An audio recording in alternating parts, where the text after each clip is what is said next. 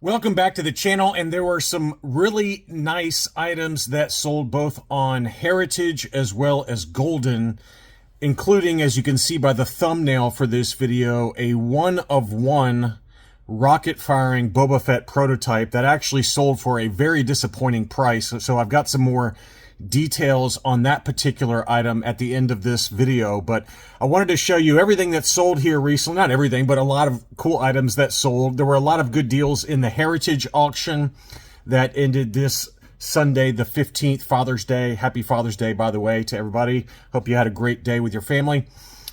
This was a kind of a collector-friendly auction, very similar to the latest Hakes auction. So let's take a look at those first, and then I want to dig into three items that sold over at Goldin.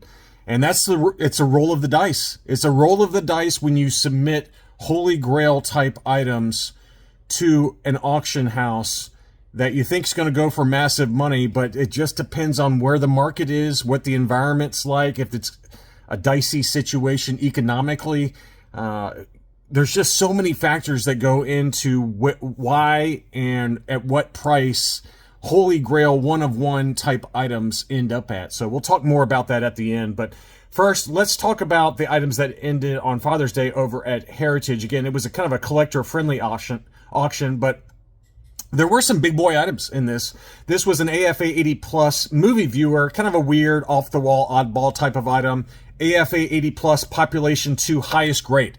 So none of them are graded higher than this. For the movie viewer, this is just the actual toy that you use, and you plug in the different movie clips and kind of circle, turn the little knob, and then it'll kind of play for you. So it's a very off-the-wall type of item. It was kind of early on during the 1979, so it was fairly early. It was just they were licensing everything at this point once they realized the hit that they had on their hands for Star Wars.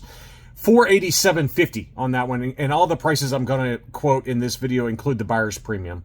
So $487.50 for an AFA 80 Plus Population 2 highest grade. There were a few different micro collection items that sold. This was a good deal. AFA 80, this is the Hoth Generator Attack. I had this one growing up. This was factory sealed. AFA 80, $184 on that one. Pretty good deal. That's kind of a price, or pretty close to a price, that you'd see for one of these factory sealed ungraded. So 150-ish is what you see, 175 sometimes. So to get that one graded, good deal there. The Hoth World Micro Collection play set includes 3 different sets, including the big, ion cannon. I had all 3 of these growing up. I mean, this was an awesome, awesome toy. And so this is the one that includes all 3 of them together in one big box. A little tougher to find this one. AFA 80 for this as well. $750 was the final sales price there. This is that one that we talked about in the preview video for this auction, and I wasn't sure where this one was going to end up. It's an AFA 85 Stormtrooper 4-pack. It's still sealed inside the JCPenney catalog box instead of having all 4 Stormtroopers displayed next to the box, which I think we saw in the last Jeff Jacobs auction, or maybe 2 auctions ago back in January, where he had all 4 Stormtroopers next to the box. This is AFA 85 Population 2, but you're just looking at a box inside of a box. So I wasn't really sure if anyone would bid on this or how high it would go, but it did go for a lot of money. $3,000 was the final winning bid for that Stormtrooper 4-pack from JCPenney. Some mint on cards that sold, pretty good deals if you're into the mid-grade items. Again, most of these items in the auction, we'll do a summary at the end, but there's a lot of different low-grade or mid-grade type items, lots of loose-graded lots that sold. This was a 75-plus Stormtrooper on the 77 back B. Again, not the highest grade, but it's an AFA 75-plus. Yellow blister, unpunched, no price sticker for $229. Pretty decent deal there. And the Wicket was graded AFA 80 Plus. Again, slightly yellow blister, but I thought that was a great deal at $209. That's kind of a price that Wicket would normally sell for ungraded in this kind of condition. I mean, it wasn't clear blister, but, even slightly yellow blister, I would say that an 80 Plus-ish kind of ungraded mint on card for this I think would all day sell in that price point. So that was a borderline steal for Wicket for the condition that it was in. The AT-ST driver on the Power of the Force card, clear blister, as he tends to stay for the Power of the Force. It's very rare that you see this one yellowed for whatever reason. The AT-ST driver almost always tends to stay clear. It was an AFA 75 Plus, and that sold for $199. I mean, again, we've seen many of these ungraded sell for that price all day long. So, very good deal on that one.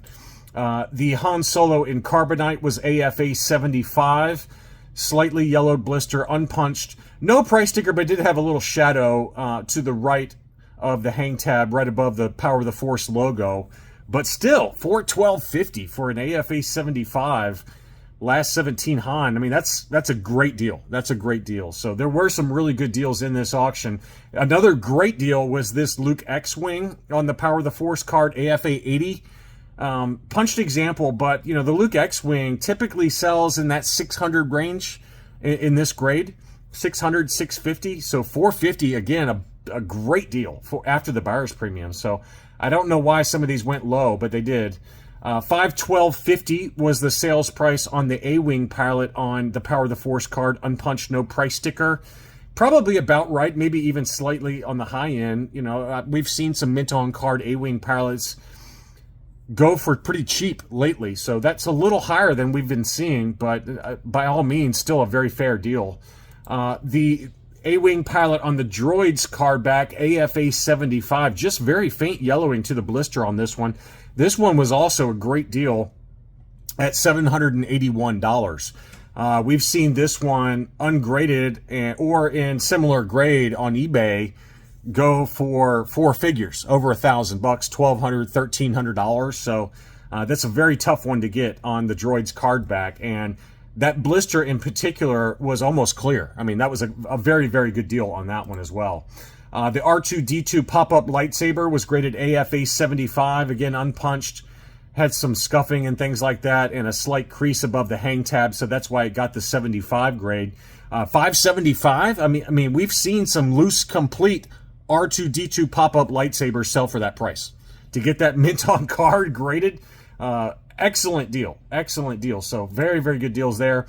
The Slave one was a qualified 75, so it's not factory sealed, but unused contents. You can see the sun fading, as we talked about in the preview video, on one side. The other side looked fine, but one side did have some sun fading to it. Population 3, qualified 75 grade, $756. What a good deal on that as well. Here was the big one. This is a painted helmet Boba Fett, AFA 75, population 2 with 2 higher. So this is the Taiwan painted helmet. And you can see there, light blue painted head was how it was labeled on the AFA label. Pop 2 higher, $28.75 on that. To me, that seems like a pretty good deal, given that it was the painted helmet Boba Fett inside. And, you know, back in the day, back during the book of Boba Fett, for just a normal Taiwan Boba Fett 77A in this grade, you were going $2,500-ish. So now you're getting a light blue painted helmet Boba Fett Taiwan, AFA graded mint on card for $28.75. What a deal. That's a pretty good deal to me for the painted helmet Boba Fett. And again, there were a bunch of other items that sold. The battle damaged X-Wing fighter sold for $175, not factory sealed. AFA 70 plus creature cantina sold for $843. Another good deal. Lots of other mint on cards. AFA 80 plus A-Wing fighter population 4 with 8 higher sold for $16.87. Another very good deal for an AFA 80 plus factory sealed A-Wing. So I don't know why, but you know, a lot of these items went for at or well below fair market value. But this auction seemed to be largely ignored by the collecting community. I mean, you had an AFA 70 plus Imperial Gunner for $287.50 mint on card. Crazy good deals in this auction. And like I said, there were lots of other loose graded gems, lots of 3 different loose graded figures that sold for $164, $194, $265. Lots of really good deals for loose graded figures that were 75, 80s, maybe a few 80 pluses, things like that. So good deals there. Now I want to really focus in this video on 3 items that sold over at Goldin auctions, and the prices were pretty interesting. Okay, so first we're going to start off with the 12 back C Han Solo large head. This was AFA 90. Now, it was population 9, so it's not that rare. It was also a punched example. None graded higher, obviously, because it's a 90 grade, but this is a large head Han AFA 90 on a 12-back C. And for whatever reason, after the buyer's premium, it sold for $8,540. And I was like, that seems really high to me. That doesn't seem like a number I would personally pay. And so what I did was I went back on Hakes and I looked up all of the AFA graded 12-back C Han Solos just to see what I could find. And sure enough, I found another large head Han on a 12-back C AFA 90 that sold. Now, this was admittedly 6 years or 5.5 years ago, November 7th, 2019. But it was also unpunched. The one that just sold was punched. This was an AFA 90 unpunched archival case that sold for $2,284. And again, you compare it to this one that sold for almost 4 times that price. So I don't know why this one sold so high. I really don't. It does not seem like, even if you account for inflation and the fact that, you could maybe make an argument that these very, very high grade items, that they're in the middle of a very speculative bubble, as has been talked about by Sean over at, Collectibles Finance. And, I'm sure I'm mingling his YouTube name, but this price seems dramatically overpriced to me. This price seems crazy to me. $8,500 for this, for a punched example, when 6 years ago this one went for $2,284. If you had held my feet to the fire, I would have said $5,000. That would have been my number. But that one went for a big number. And likewise, this one was even more drastically overpriced, in my opinion. This was an AFA 90 12-back A, gray-haired Obi-Wan Kenobi. Again, a punched example, and it's not even the SKU on the footer. This is not the earliest of the early 12-backs. This is the second iteration 12-back A. AFA 90, admittedly, I know it's a high grade, but population 2, none graded higher. So, again, I get that it's a population 2, one of 2. $18,300 is what it sold for. And I found 2 at Hakes, and again, it's not an exact replica, but this was a 12-back A, gray-haired Obi-Wan, so the exact same item, unpunched, but it did have a price sticker, and it was only an AFA 85. Now, that one sold about 5 years ago, March of 2020, for $1,427 versus the AFA 90 that sold for $18,300. So, again, it's not exact, right? It's an 85 versus a 90. I get that it's a one of 2 and people are going to overpay for it. But, to me, I take the 85 and save myself, let's, even accounting for inflation, let's call this a $5,000 item. All right. max $5,000 item.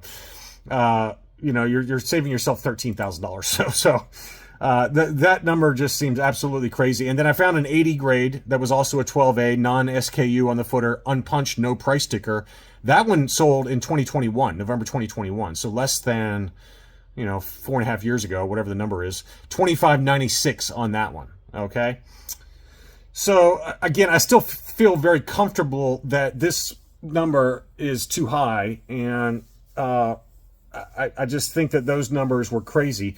What's interesting is that those 2 sold for particularly high numbers, but the big boy that we got to talk about that sold in the same auction was this one, and this one ended up going for well below fair market value, just based on what the owner said in his Facebook comments. And I'm comfortable sharing his name and sharing his comments because he made a video for Goldin to kind of hype up this auction, a YouTube video. So I don't feel, uncomfortable sharing Facebook. I usually don't like to share Facebook information because, these are private groups and things like that. But in this case, he made a video for this item to pump up the sale. And this is a classic example of, if you've got a grail item, it really comes down to timing when you decide to consign something and when you decide to go live with the auction, because we've had a lot of rocket firing Fetts here sell over the last, let's call it 1.5 to 2 years.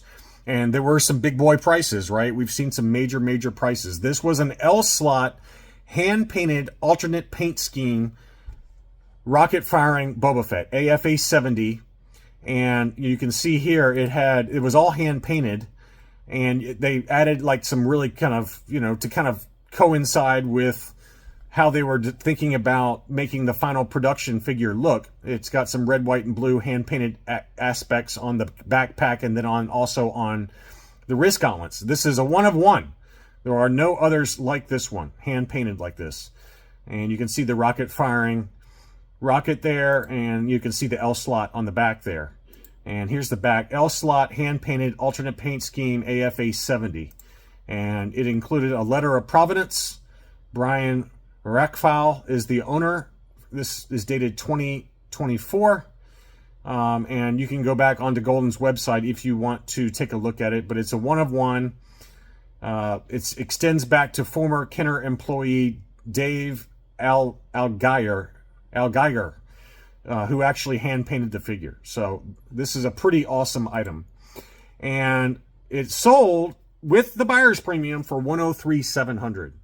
And this number was extremely disappointing to the seller. And in the Star Wars 12 Backs Early Vintage Collectors group on Facebook, it's a private group, but it's got 9,200 members. I'm a member of it. He was posting the YouTube video, and then he posted saying, hey, this ends today. And he says, I can't believe we haven't broken $100,000 yet. And he did confirm that this one was his. And, someone asked him, Brian, on the rarity scale of Rocket Fetts, where does this one land? He said it's a one of one, and it's featured in several publications like the Engineering and Empire and John Kellerman's Star Wars action figures. So this was featured in 2 different books, including the Kellerman Bible. And so Peter Rigby mentioned, who's a buddy of mine, I can't believe it didn't get any more bids. Me too. He sold a J slot privately for over $300,000. And he said, that it sold for well below market. I personally sold a J slot for over $300K a few months back. This piece being a one of one, it would have done better in a private sale. And he probably could have gotten $200,000 pretty easily for it. So he got about, and once you account for the consigning fees and, everything else with Goldin, he missed out by at least 50%. I mean, at least, and probably more than that, just after consigning fees and taxes and everything else. So he was very disappointed with the sales price on this one. And, again, it goes back to timing when it comes to these Holy Grail items. I don't deal in this market. Okay. This is well above my budget level. And, while I personally could have afforded this item, I mean, I'm not ashamed to say that, yes, I could afford this item. There's no way that I would spend this kind of money on anything like this, just given my financial conservative nature. But, as the seller of this, that's the risk you take is, do I sell it privately and be happy with the number I get? Or do you roll the dice on Goldin or Heritage or wherever and hope for a home run like the one that sold for over $1 million earlier? I think it was earlier this year or late last year. I don't remember. But we've got some economic issues going on. We've got a war in the Middle East going on, tariff concerns, inflation concerns. There's a lot of interesting things going on. How I always judge the high end of the market, honestly, is how the stock market is doing, how Bitcoin and cryptocurrency is doing, because a lot of the people that buy this type of item, there's a wealth effect when the stock market is booming, their Bitcoin holdings are through the roof. And interestingly, the stock market has rebounded. Bitcoin has rebounded. It's above, 105,000 as of the making of this video. Both of those numbers are up, but the stock market in general has basically bounced up to break even for year to date. But at the same time, as this auction was ending, Israel was bombing the hell out of Iran right now. So there's some uncertainty there. And then on Friday, the Friday before this auction ended, the market had a massive drop. So I'm not saying that any of this stuff played into why this one sold for what it did. It could just be fatigue for, there's a limited market for the number of people that want to own this, right? Or something similar. And I would argue that if you've got a rocket firing FET, whether it's a J slot or an L slot, a hand painted, factory painted, there's a 100-ish of different examples, unpainted examples, things like that, that once you have one, do you really need an L slot if you got a J slot? Do you need a hand painted versus an unpainted? And, I think that most people are just happy to have one that are in this market. And maybe because we've had so many that have all sold here recently, that at some point the fatigue starts to set in. I don't know. But this, I think, will probably, anybody else that was considering selling a rocket firing FET, this will definitely give them pause whether to move forward with another rocket firing FET sale, I would think. I mean, I'm sure there are some already in process that have already been consigned to Heritage, Goldin, or Hakes. But for those that still have it in hand, in their possession, that were considering consigning, I bet that this will be, whoa, this one went well below what I was expecting. Maybe we hold off for a while and let the market digest these big boy items. So I think all of those factors could play a role. I don't know, but it was an interesting sale. But, again, the seller was very clearly disappointed based on his comments on the Facebook group. It was a beautiful item.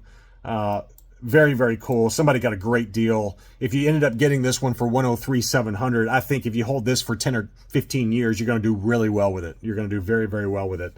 Just because of the provenance, because it was in the Kellerman Bible, because it was in the Engineering of the Empire. It's a hand-painted one of one. I think long-term, once we get back to kind of a boom time economy and, everything's humming along and, market's up 20% and blah, blah, blah, maybe you resell it in 5 years and see what the market does. But I think personally, honestly, if you had bought this at $103,700, paid your taxes and all that stuff, you could probably turn around and sell this privately in a month or a year or wherever and probably double your money pretty easily, as the seller indicated in the Facebook post. So anyway, I just wanted to kind of give you an update on some common collector-friendly type items, and then also at the same time these big boy items in the the very upper end of the scale, just what people are doing right now. It's just an interesting dichotomy, seeing those early 12 backs sell for big money and then the rocket firing FET not selling, for roughly about half of what the seller was expecting to get for it. So really crazy to see that. So I hope you enjoyed this video. Don't forget to leave me a like if you did. Thanks again for watching, and I'll be back soon.